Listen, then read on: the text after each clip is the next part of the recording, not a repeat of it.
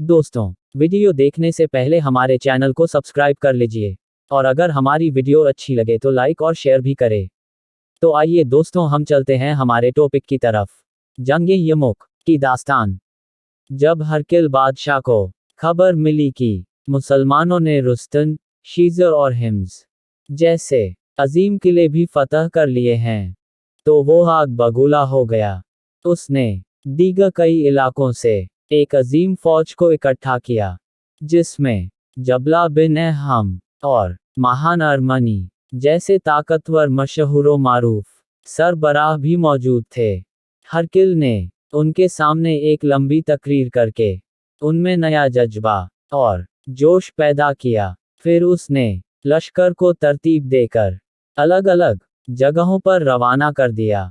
जबकि हिम्स का किला फतह करने के बाद हजरत सैयदुना अबू उबैदा बिन जर्राह रज़ियल्लाहु अन्हु जाबिया के मकाम पर आ गए।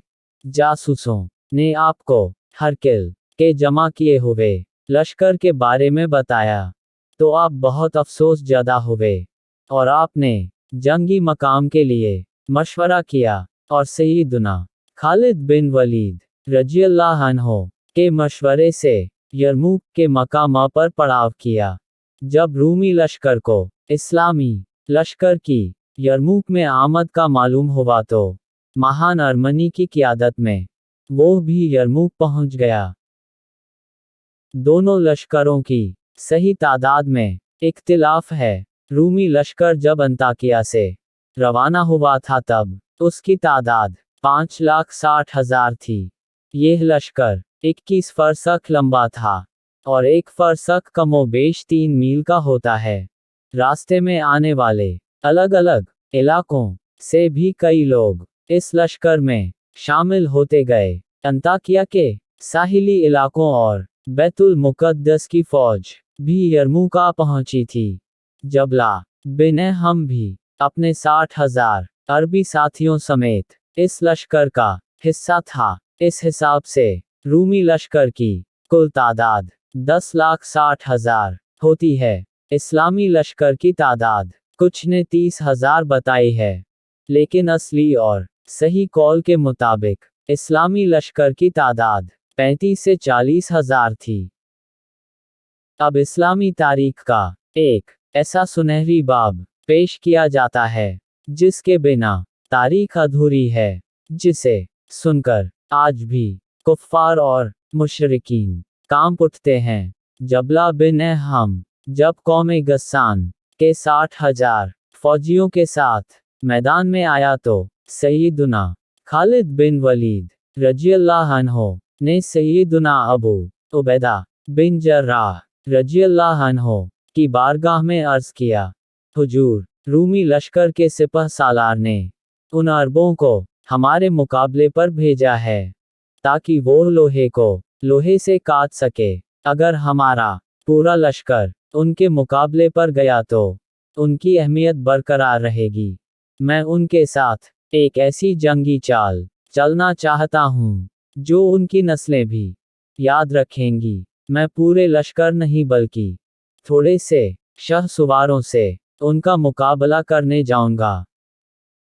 सैयदुना अबू उबैदा बिन जर्राह रज़ियल्लाहु अन्हु को चूंकि सैयदुना खालिद बिन वलीद रज़ियल्लाहु अन्हु पर भरोसा था, इसलिए उन्होंने इस बात की इजाज़त अता फरमा दी कि तुम जितने मुजाहिदीन लेकर जाना चाहो ले जाओ।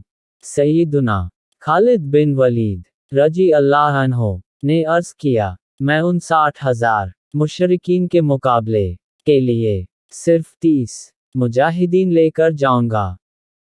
दरअसल खालिद बिन वलीद रज़ियल्लाहु अन्हु नसरानी अरबों के साथ नफसियाती वार इस्तेमाल कर रहे थे कि जब 60,000 नसरानी अरब के 30 मुजाहिदीन को देखेंगे तो फंस जाएंगे, क्योंकि बिलफज उन्होंने जंग के जरिए मुजाहिदीन को शिकस्त दे दी, तब भी लोग उन्हें लान तान करेंगे कि 60,000 ने 30 लोगों को शिकस्त देकर कौन सा कमाल किया है। और अगर वो हार गए तो भी किसी को मुंह दिखाने के काबिल न रहेंगे। कि 60,000 जंगजुओं को केवल 30 मुजाहिदीन ने रोंद डाला। लेकिन हजरत अबू उबैदा और अबू सुफियान रदियल्लाहु अन्हु के कहने पर खालिद बिन वलीद रदियल्लाहु अन्हु अपने साथ 60 मुजाहिदीन को लेकर गए। मैदान जंग में जब यह इस्लामी दस्ता पहुंचा तो जबला बिन हमने सोचा शायद इस्लामी लश्कर का कोई दस्ता सुलह की बातचीत करने के लिए आ रहा है। उन मुजाहिदीन में सैयदुना सिद्दीक़े अकबर रदियल्लाहु अन्हु के बेटे हज़रत सैयदुना अब्दुर्रहमान रदियल्लाहु अन्हु और अमीरुल मोमिनीन हज़रत सैयदुना उमर फारूक आजम रदियल्लाहु अन्हु के बड़े बेटे हज़रत सैयदुना अब्दुल्ला बिन उमर रदियल्लाहु अन्हु भी शामिल थे। सैयदुना खालिद बिन वलीद रदियल्लाहु अन्हु ने बीच में पहुंचकर सफ बंदी शुरू कर दी। जबला बिन हम बड़ा हैरान हुआ और करीब जाकर बोला, ए अरबी शहसवार, मुझे तुमसे यही उम्मीद थी कि तुम जंग का इरादा छोड़कर सुलह के लिए जरूर आओगे। खालिद बिन वलीद रदियल्लाहु अन्हु ने गरजदार आवाज में फरमाया, कौन सी सुलह और कैसी सुलह? हम तुमसे सुलह की गुफ्तगू करने नहीं बल्कि जंग करने आए हैं। यह सुनकर जबला को गुस्सा आ गया और कहने लगा, तुम मुझसे मुकाबला करने आए हो तो जाओ और अपने लश्कर को कहो कि मैदान में आए, क्योंकि मैं तो पहले से ही अपने लश्कर के साथ मैदान में हूँ। खालिद बिन वलीद रदियल्लाहु अन्हु ने फरमाया, क्या हम 60 आदमी तुझे नजर नहीं आते? उसने कहा, तुम तो नजर आ रहे हो मगर तुम्हारा लश्कर नजर नहीं आ रहा। खालिद बिन वलीद रदियल्लाहु अन्हु ने सीना तानकर इरशाद फरमाया, मैं तुम्हारे मुकाबले के लिए यह लश्कर ही लेकर आया हूँ। और हाँ, गौर से सुन, तेरे 60,000 के लश्कर के लिए हम 60 मुजाहिदीन ही काफी हैं, बल्कि जरूरत से ज्यादा हैं। तेरे 60,000 के लश्कर के लिए तो हम 30 ही काफी थे, लेकिन हमारे लश्कर के रहमदिल सिपह सालार अबू उबैदा बिन जर्राह रदियल्लाहु अन्हु के कहने पर मैंने इनमें इजाफा किया है और 30 की जगह 60 मुजाहिद ले आया हूँ। खालिद बिन वलीद रदियल्लाहु अन्हु की बातें सुनकर जबला का खून खुश्क हो गया और वो अपने साथियों से कहने लगा, इन अरबों ने तो मुझे सख्त आजमाइश में डाल दिया है। अगर हम 60,000 लोगों ने उन्हें मार डाला तो कौन सा बहादुरी का काम किया, और अगर वो गालिब आ गए तो हमारी नस्लें भी किसी को मुंह दिखाने के काबिल न रहेगी। बहरहाल जबला ने अपने 60,000 के लश्कर को हमला करने का हुक्म दिया। दोनों तरफ से तलवारें चलने लगीं। नसरानी उन 60 मुजाहिदीन पर टूट पड़े थे, लेकिन तमाम मुजाहिदीन एक दीवार की तरह रूमी लश्कर के सामने डटे रहे। रूमी लश्कर ने एक साथ हमला करके तमाम मुजाहिदीन को घेरे में ले लिया, लेकिन खालिद बिन वलीद, जुबैर बिन अव्वाम, अब्दुर्रहमान बिन अबू बकर, फहल बिन अब्बास, अब्दुल्ला बिन उमर और हजरत ज़िरार बिन अजवर, इन 6 सहाबा ने अपने घोड़े एक साथ मिलाकर हिसार बना लिया और जो भी दुश्मन करीब आता उसे जमीन पर डाल देते। दिखने में केवल 60 तलवारें थी, लेकिन ऐसा लगता था कि हजारों तलवारें चल रही हो। रूमी कट कट कर जमीन पर गिर रहे थे। सुबह से शाम तक जंग जारी रही।